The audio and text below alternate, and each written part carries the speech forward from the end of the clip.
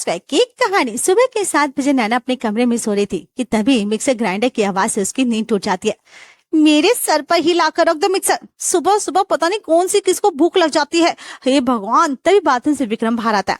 अरे उठ गई आप? हाँ उठ क्या गई है, उठा दी गई हूँ। हाथ धोती है यार किसी चीज की, इतनी सुबह सुबह पेट में किसके आग लग जाती है इन लोगों को, मुझे पता नहीं। रात को देखो तो मिक्सर चालू, दोपहर को देखो तो मिक्सर चालू। दोपहर की नींद भी पूरी नहीं हुई थी कल मेरी, और सुबह की भी मेरी खराब हो गई। अब पूरा दिन ना मेरा सर दुखता ही रहेगा। अभी जाकर दिमाग ठिकाने लगा कर आती हूँ उस ज्योति के। तमतमाती हुई नैना रसोई में जैसे ही जाती है, ज्योति मुस्कुराते हुए पहले ही कहती है कि आपके मुंह के द्वार से आप शब्द कहकर मेरा मूड खराब करें, उससे पहले मैं आपको बता दूं कि ससुर जी की तबीयत ठीक नहीं है। तो माँ जी ने कहा था चटनी बना दे और ब्रेड लगाकर दे दे। अब आप कहेंगे कि ब्रेड और सॉस क्यों नहीं है? हाँ क्योंकि आम सॉस में प्याज लहसुन होते हैं और हमारे घर में कोई प्याज लहसुन को सॉस खाता ही नहीं भाभी, और घर का बनाया हुआ सॉस खत्म हो चुका था तो मिक्सर चलानी पड़ी। वैसे मैं चाहती तो आपके कमरे में आकर ना आपको जगाकर आपसे चटनी बनवा सकती थी, पर मैंने सोचा आपकी नींद खराब करने से अच्छा है कि मैं ये काम खुद ही कर लूं। आखिर आप मेरी जेठानी जो है ना। हाँ अच्छा, मिक्सर चला के तो मेरी नींद खराब कर दी तूने। आई बड़ी जल के ज्योति की बच्ची। हाँ ज्योति सभी का नाश्ता बनाकर टेबल पर लगाती है। तेरे पापा जी का खाना कमरे में ले जा ज्योति, उनसे बाहर नहीं आया जाएगा, ठीक है ना बेटा? हाँ ठीक है मम्मी जी, मैं ना कमरे में लेकर जाती हूँ। ठीक है। ज्योति के हाथ के आलू के परांठे का कंपैरिजन किसी और देश से किया ही नहीं जा सकता। भैया खाकर बताइए कैसे बना? हाँ भाई सही कह रहा तू, मजा आ गया। वो तो है भाई। तुम ना एक काम करो, टिफिन के लिए कुछ और बनाने का मत करना, ठीक है? ये जो परांठे है ना वो ही पैक कर देना। अरे हाँ हाँ ज्योति ही आपके बनाएगी। वैसे भी ना मेरे ना सर में दर्द हो रहा है, बहुत फटा जा रहा है, मुझे कुछ नहीं होगा। अरे कल पूरी दोपहर तो तू सोई हुई थी बहू, अब फिर से तुझे नींद आ रही है? 24 घंटे में से 16 घंटे तो तू सोती ही रहती है। हाँ नाश्ते के वक्त भी तेरी आंख नहीं खुली। मैं तो अच्छा है घर में दूसरी बहू भी है, वरना तेरे ससुर जी तो भूखे ही रह जाते। इसमें गलती मेरी नहीं, आपकी छोटी बहू की है मामी जी। सुबह शाम उसे मिक्सर ग्राइंडर क्यों चलाना होता है? भाई चटनी पीसनी है तो सिलबट्टर पीस लो ना। कल दोपहर को बने थे डोसे, क्योंकि जेठ जी को डोसे खाने का मन था। डोसा बनाने के लिए दाल और चावल को भिगोने के बाद पीसना पड़ता है ना मम्मी जी। अब क्या सिलबट्टे पर दाल चावल पीस लूं? हाँ अब इतना आसान नहीं है ना ये काम, तो क्या जेठानी जी आप ही पीस लिया करिए। देख रही है ना मम्मी जी अपनी जेठानी से किस तरह से बहस करती है लड़की। हाय हाय, खाने के टेबल पर तुम दोनों बहस क्यों करने लग जाती हो? मुझे समझ में नहीं आता। खाना खाना है तो चुपचाप बैठकर खाओ, जिसे क्लेश करना है वे अपने कमरे में जाकर कर सकते हो, समझ आई? अपनी खाने की प्लेट उठाकर नैना अपने कमरे में चली जाती है। हे भगवान, जब देखो जब ये मेरे से ना पंगे लेती ही रहती है ज्योति। क्या जरूरत थी इसको सुबह सुबह मिक्सी चलाने की? हाय भाई बाद में पीस लेती ना, मेरा तो दिमाग ही खराब कर दिया। ना नहाने का मन कर रहा है ना कपड़े बदलने का। आज तो मैं इस लड़की के ना दिन का सत्यानाश करके ही रहूंगी। यहाँ नैना अपने कमरे में कुड़ी थी, वहाँ ज्योति नाश्ते गाते दोपहर के खाने के थे। अरे चलो बढ़िया, कल दोपहर की बनी हुई सब्जी तो बची है, बाकी दाल चावल बना देती हूँ और पूरे दिन के लिए फ्री आराम से करूंगी पार्टी शार्टी। इतने दिन बाद तो इन्विटेशन कार्ड आया भाई, पूरी रात रुक जाऊंगी अंकिता के घर।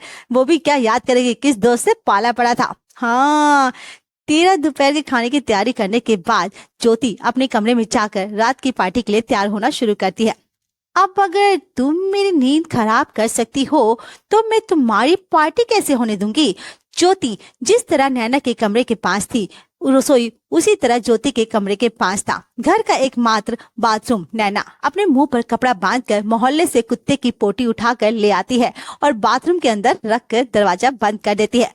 हे तौबा तौबा, कितनी गंदी बदबू आ रही है। अब कौन घुस गया बाथरूम में? पूरा दिन इस घर में बाथरूम चालू ही रहता है। क्या खाते हो यार तुम लोग, इतनी गंदी। हे भगवान उल्टी हो जाएगी। भाई जल्दी से बाथरूम का दरवाजा को जोर जोर से पीटना शुरू कर देती है। अरे मैं हूँ, क्या हो गया? अरे फ्लैश तो ढंग से कीजिए भाभी, इतनी स्मेल आ रही है, मेरे कमरे में दर्द दर्द दर्द हो रहा है मेरा। मुझे ज्योति के सर में इतना दर्द हो जाता है कि वह पार्टी में जा ही नहीं पाती। अब इसके बाद तो क्लेश होना ही था। रात को मैं कुछ बोलती नहीं, इसका मतलब ये नहीं मम्मी जी कि मुझे प्रॉब्लम नहीं होती। किस कमरे के बाजू में घर का कॉमन बाथरूम होता है, इतनी स्मेल आती है कि लगता ही नहीं कि मैं अपने कमरे में सो रही हूँ, लगता है म्युनिसिपालिटी के शौचालय में बिठा दिया। तो मुझे भी सेम ही मम्मी जी, ऐसा कंस्ट्रक्शन किसके घर होता है भाई? कमरे में लगा हुआ किचन के किसी से अगर एक गिलास भी छूट जाए ना तो कमरे में सोए हुए आदमी की नींद छूट जाए। और तो इसमें क्या करूँ, आज का घर है, क्या पुरखों का बनाया हुआ है? हमारी हैसियत नहीं थी ठीक करवाने की तो हम ऐसे ही रह रहे हैं। तुम लोगों की हैसियत है तो तुम बनवा लो घर। और रोज रोज के क्लेश का निष्कर्ष ये निकलता है कि घर की होगी रेनोवेशन। मेरे कमरे में छेड़छाड़ करने की कोई जरूरत नहीं है। मैं तो इसी कमरे में ठीक हूँ। तुम लोग अपने किचन में, अपने कमरे में और बाथरूम देख लो, मैं नहीं करवाने वाला। तो ठीक है पापा, अगर पूरा घर रेनोवेट करना होगा तो हमें कहीं और शिफ्ट तो होना ही पड़ेगा ना। हाँ, कहीं और शिफ्ट होंगे तो वहाँ किराया लगेगा और यार रेनोवेशन के लिए पैसे देने पड़ेंगे, सो अलग। हाँ, ऊपर से ऑफिस छोड़कर कितने बार हम यहाँ पर देखने आएंगे और मजदूर ठीक से काम कर रहा है या नहीं कर रहा। हाँ, अब ये आइडिया तो ठीक नहीं है। ये रेनोवेशन की प्लानिंग यही खत्म हो जाए बस। इसलिए ज्योति देती है एक उपाय, तो क्यों जाना कहीं और, हमारे घर की बालकनी इतनी बड़ी है तो हो जाते हैं वही शिफ्ट। घर का चूल्हा तो, दो बिस्तर, कुछ जरूरी सामान और चद्दर तकिया लेकर दोनों देवरानी जेठानी अपने पतियों के साथ बालकनी में शिफ्ट हो जाती है और अगली सुबह से हो जाता है ससुराल का कंस्ट्रक्शन शुरू। तुम दोनों को ही मजदूरों के ऊपर नजर रखनी होगी, समझी? और ये बेफिक्र रहो आप, ठीक है? सब ठीक हो जाएगा। आप अपना काम करें और हम अपना कर लेंगे। और जैसे ही दोनों भाई ऑफिस के लिए निकलते हैं, नैना कहती है ये दोनों तो गए, अब ना मैं थोड़ी देर सो रही हूँ, तू नाश्ता बनाकर पापा जी और मम्मी जी को खिला देना, ठीक है? नाश्ता तो मैं बना रही हूँ, पर याद रहे दोपहर का खाना आप बनाएंगे। अरे हाँ हाँ ठीक है ठीक है। ज्योति नाश्ता बनाना शुरू करती है। छोटी सी बालकनी, वही कोई सो रहा है तो वही चालू हो जाए मिक्सर ग्राइंडर, तो कैसे नींद आएगी?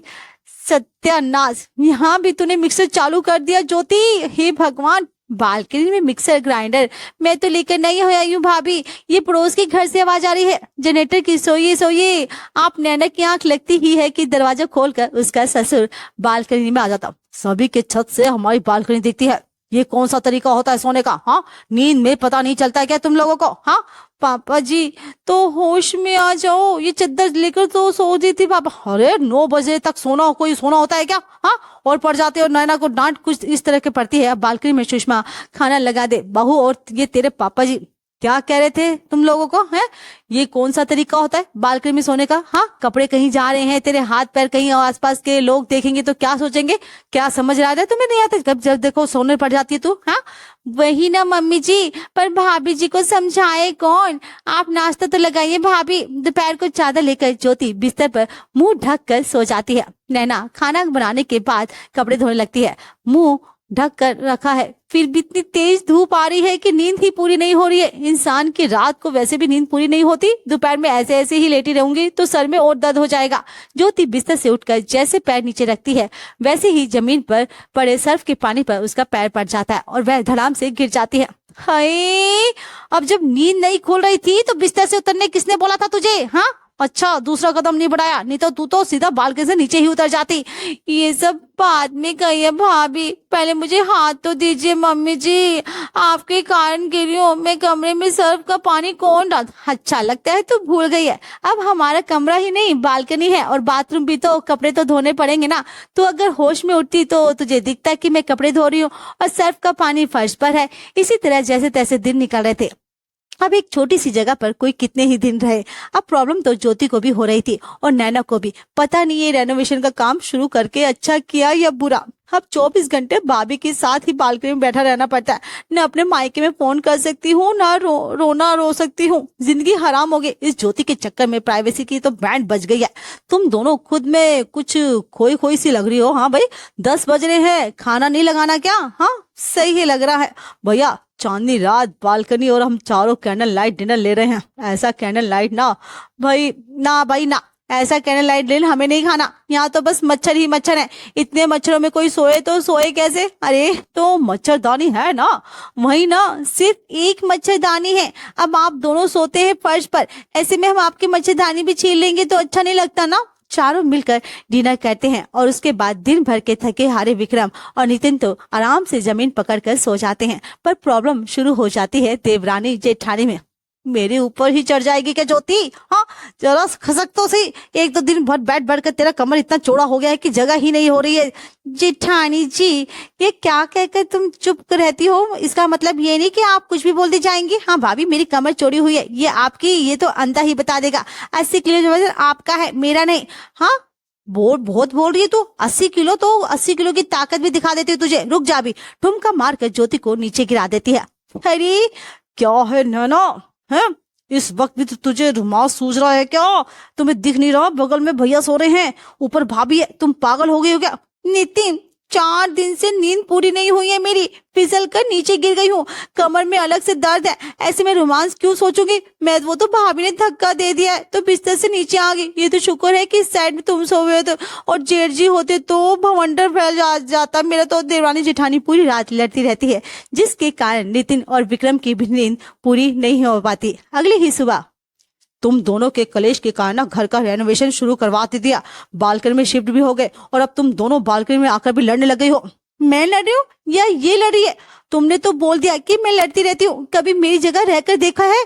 ये जरा सी जगह में खाना बनाना, खाना, कपड़े, सोना सोना, तुम तो बस पूरा दिन आराम से ऑफिस में बिताते हो, बस सोने के लिए घर आते हो, खाना बनना बनाया मिल जाता है, धुले हुए कपड़े मिल जाते हैं, ऑफिस में दोस्तों से मुलाकात हो जाती है, शाम की वॉक पर चले जाते हो, तुम्हें क्यों दिक्कत होगी? मेरी जगह रखकर देखो, तब पता चलेगा तुम्हें। तुम तो आराम से ऑफिस में कमर सीधी कर लोगे, इतनी सी जगह में हम कहाँ से कमर सीधी करेंगे?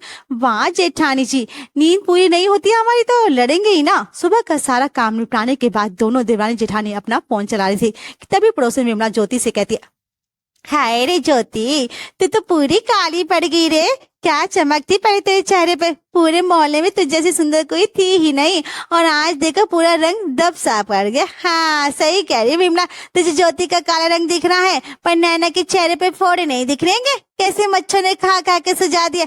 अच्छा पुष्पा आंटी जी बताइए, इतनी दूर से आपको मेरे चेहरे की सूजन दिख गई, और इन्हें मेरे साथ रहते हुए भी नहीं दिख रहा कि रंग दब पड़ गया ना? विमला आंटी मेरा बताइए, तो दिन भर ऐसी तीखी धूप में रहूंगी तो यही होगा ना, ऊपर से रात में जल्दी ठंडी हवा तो कान नाक भी बंद हो जाते हैं, जिस कारण मैं ठीक से खाना भी नहीं खा पाती हूँ, रंग तो काला पड़ेगा ही ना, ऊपर से शरीर भी मेरा ना डल होता जा रहा है, ये सब कुछ ना बस नैना भाभी के कारण हुआ है। अरे अब थोड़ा तो कंप्रोमाइज कर लेती ना, पर नहीं, आपको तो दिन भर सोना ही होता है। रसोई से ये आवाज आ गई तो लो जी, वो आ गई आवाज तो जेठानी से बदतमीजी कैसे कर सकती है? हाँ ज्योति, जैसे आप अपनी देवरानी से कर लेती है ना आंटी जी, वैसे ही हाँ तू कर दे चढ़ाई, मैं तेरे साथ हूँ। ज्योति और नैना और ज्योति के हितेश बनने में विमला और पुष्पा आपस में ही लड़ लेती हैं। इसी तरह दोपहर हो जाती है और इत्तेफाक से नैना की बचपन की सहेली का कॉल आ जाता है।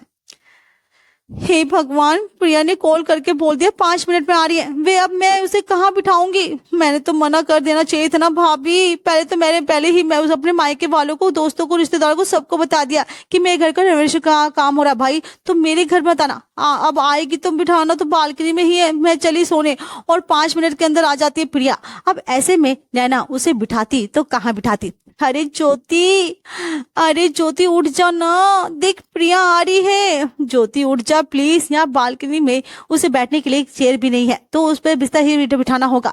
नहीं ये मेरे सोने का वक्त है भाभी, तो बिस्तर में मैं नहीं बैठने वाली, अगर आपको अपनी सहेली को बिठाना है तो फर्श पे बिठा लीजिए। सर्फ के पानी में प्रिया बालकनी में आ जाती है, पर ज्योति टस से मस नहीं होती। क्या है भाभी, मेरे को क्यों नीचे गिराया आपने?